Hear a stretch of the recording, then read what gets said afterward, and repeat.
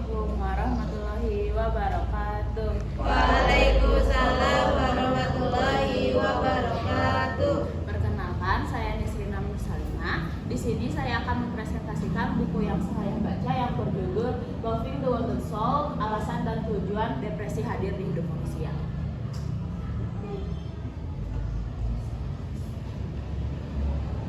Yang pertama ada identitas buku.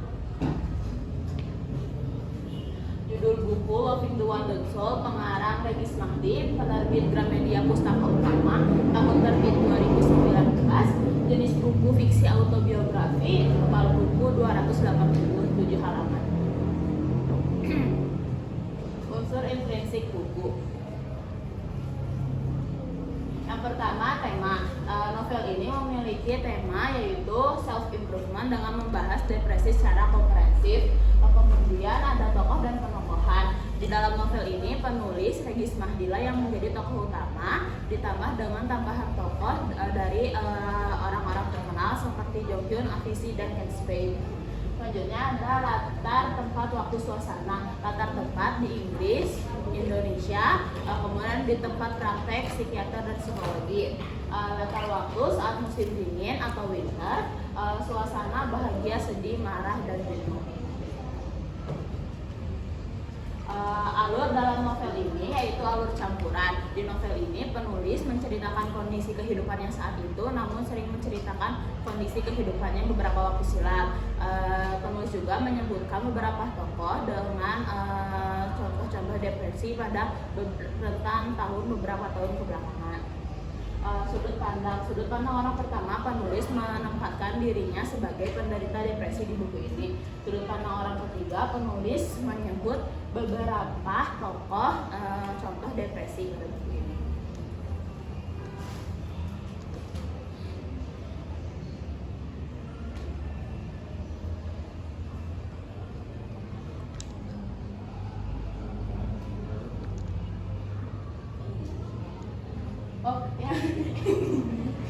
Saja gaya bahasa yang digunakan sehari-hari yaitu bahasa formal, kemudian menggunakan majas hiperbola. Contohnya, melihat matahari membuat kita lebih berenergi, lebih bersemangat, dan lebih optimis akan hidup ini.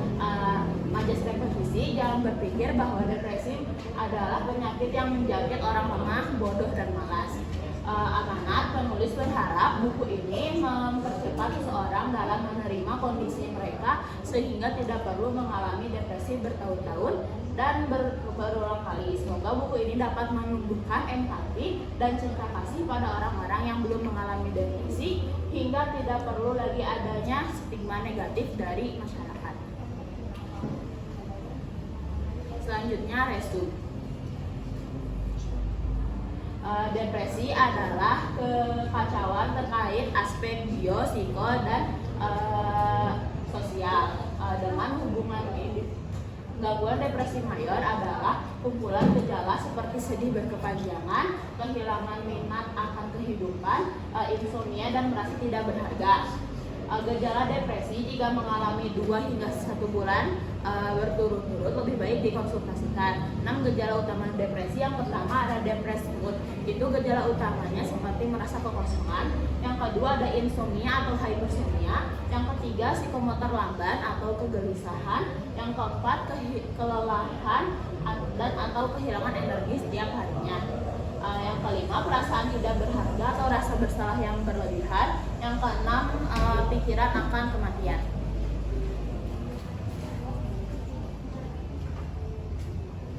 Depresi bukanlah penyakit yang datang lalu pergi. Setelah pulih dari suatu episodenya, depresi akan timbul lagi atau yang disebut dengan relapse.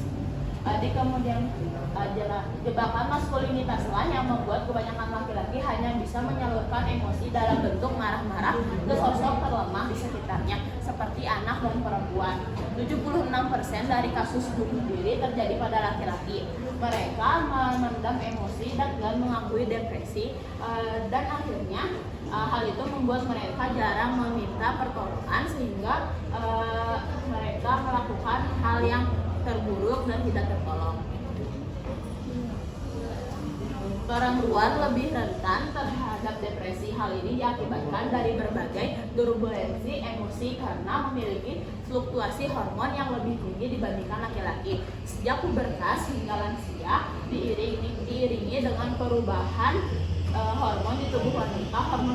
Hormon ini membuat wanita lebih rentan terhadap hal-hal yang bersifat emosional.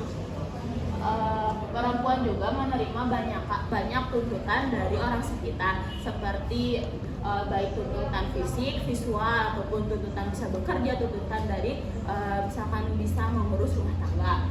Faktor musim dingin, selanjutnya ada faktor musim. Faktor musim mempengaruhi winter blues, kondisi di mana suasana hati menjadi gloomy karena tidak semua orang suka suhu dingin. Kemudian ada SAD atau seasonal affective disorder, hal yang dialami di negara empat musim.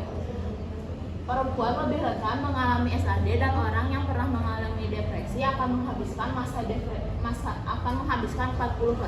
pada masa SAD per tahunnya. Kondisi ini akan membaik saat musim panas atau musim semi. Maka dari itu matahari sangat penting bagi kesehatan mental.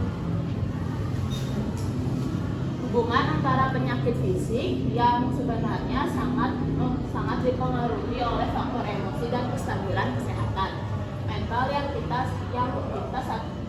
rasa. Ternyata tubuh, pikiran, dan emosi kita memiliki keterhubungan satu sama lain. Ada penelitian yang menemukan bahwa orang dengan depresi yang menunjukkan banyak gejala ketidaknyamanan fisik akan lebih rentan terhadap gangguan depresi seperti penyakit fisik lainnya. Depresi adalah penyakit yang nyata alias benar-benar ada. Kemudian ada resensi. Regis Mahdi adalah lulusan program Master of Global Mental Health dari Universitas Glasgow, Inggris, dan merupakan pendiri Pijar Psikologi .org, dan salah satu startup yang berfokus pada informasi dan konsultasi psikologi secara gratis. Regis juga mengalami depresi kronis sejak kecil sehingga ia memerlukan konsultasi ke psikologi sebanyak 42 kali.